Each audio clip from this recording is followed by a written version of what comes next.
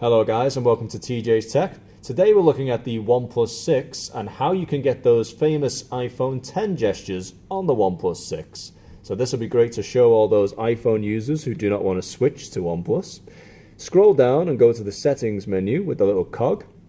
In the settings menu you have a search bar. If you tap the magnifying glass, type in NAV. And that takes you to navigation bar and gestures.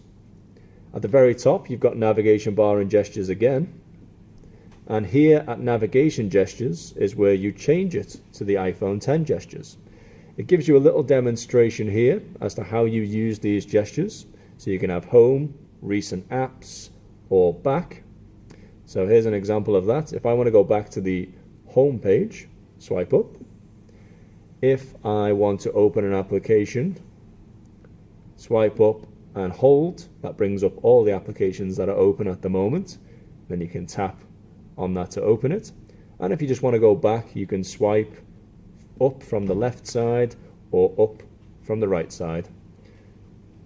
And that's the iPhone 10 gestures on the OnePlus 6.